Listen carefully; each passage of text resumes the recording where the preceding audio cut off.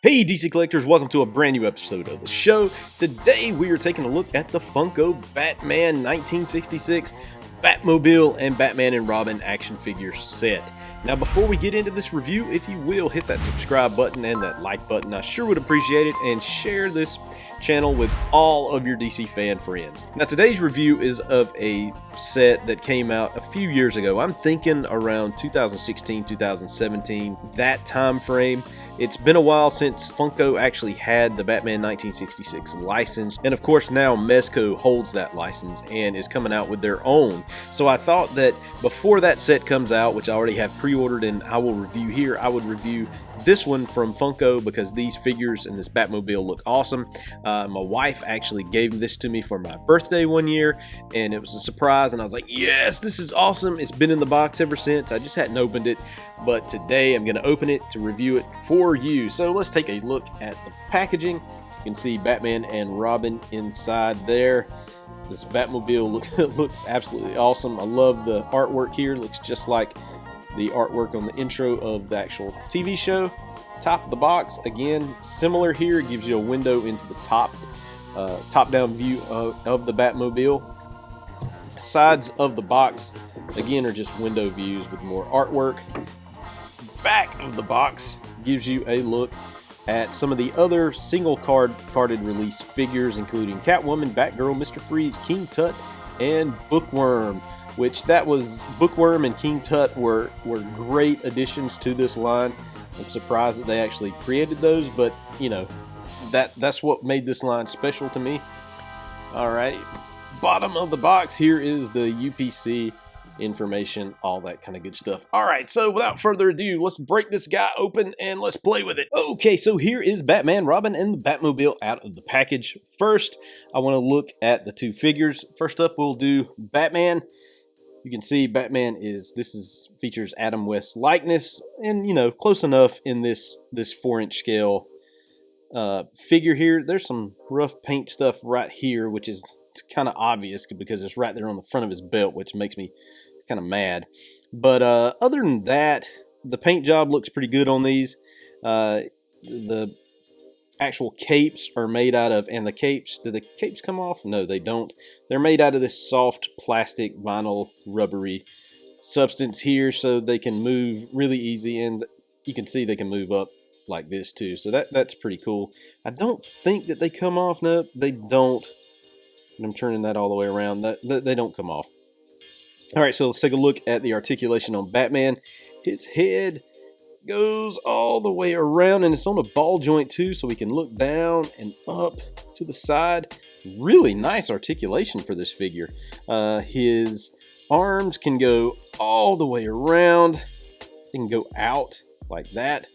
Elbows have just the one bend, but that's really nice. Legs can go up and down and bend there, so they have like superpower articulation on the legs.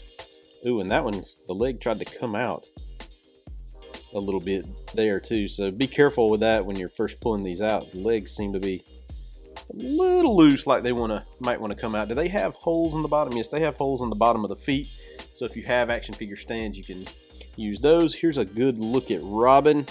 Now, Robin looks like he has this huge scar right on his chin.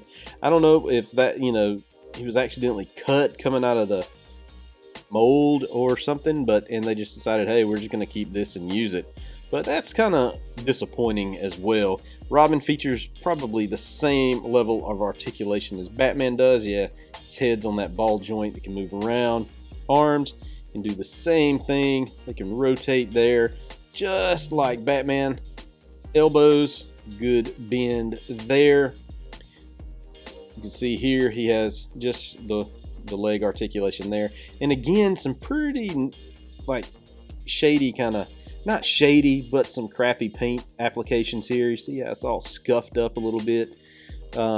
That's not cool to me, and there's a big bad spot there. Oh, sorry, on his leg. Hit the camera. But you can see there, it looks sort of nasty, like a big gash. All in all, just, you know, okay figure.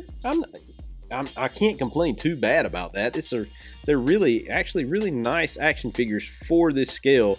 You know, it's a lot better than what you're gonna get from a Spin Master right now, or even Mattel when they had their Infinite Heroes line. Now, why is he having trouble standing up? Come on, Robin. We're gonna take a look at the Batmobile. Now, this plastic this is a nice plastic. It doesn't feel cheap.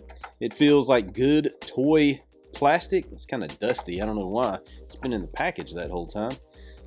Kind of weird. Nothing that I see that actually, you know, moves. Like, I don't think that does the top come open? Can't really tell. It looks like you might be able to pull the hood open there to see what's inside, but there's no real, that's just a design there. There's no real way, no hinge or anything to pull that up that I do see. The doors do not open, so it's all one molded piece of plastic across here. The wheels, of course, freely turn, and they also feature the little bat symbol, which is cool on the rims. Same thing on the side here. The lights up here, no real strobing lights. You do have the fire suppression system there, the bat phone inside the Batmobile there, and of course the steering wheel, which doesn't turn. Smokestacks on the back. Of course, you get the the two packs for the parachutes, and fire coming, or no fire, but where the fire would come out. You can see the bottom of the car, and it's just one solid piece of plastic, so nothing much to it.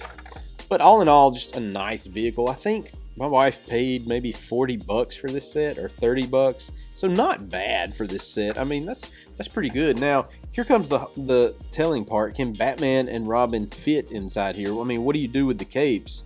Do they have to just sort of hang out in the back of the thing? I don't know. How does this work? Can they sit down on the capes? They are this molded rubber, but it's gonna be difficult. I mean, I think you're gonna have to, unfortunately, do this number. It sucks. I mean, does the head come off? We're gonna try to pop the head off. Yes, the heads do pop off. There you go, to take the cape off.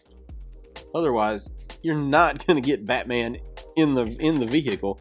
But then he doesn't have, unfortunately, he doesn't have his cape on. That sucks. I mean, I guess you could have it flying this way. Let's try that. Not something that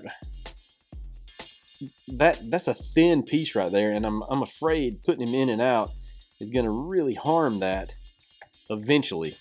Maybe not during the course of this episode, but yeah. And doing that, he doesn't stay down. He like rides up in the seat. So that's not cool. That's not cool at all, Batman or Funko making these. There they are, but because of the capes, they sit really high off of the, not even sitting down in their seat, which kind of is irritating, to say the least.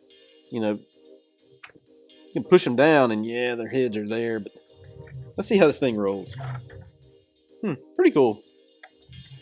All in all, I mean, a nice set. Just the execution with the way Batman and Robin sit in the Batmobile sort of doesn't do it for me. The Batmobile itself is a nice piece. I like that. I like the figures, aside from some of the paint issues that came with them. But just the execution of getting Batman and Robin in there with their capes on to sit down sort of leaves a lot to be desired.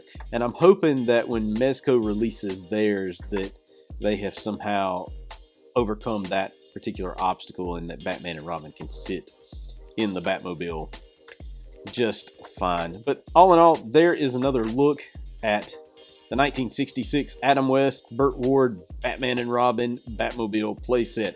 So if you like what I'm doing, hit that subscribe button and that like button. I sure would appreciate it. And you can find me on social media at DCCollectors on Facebook, Twitter, and Instagram. And on the web at DCCollectors.com. Until next time.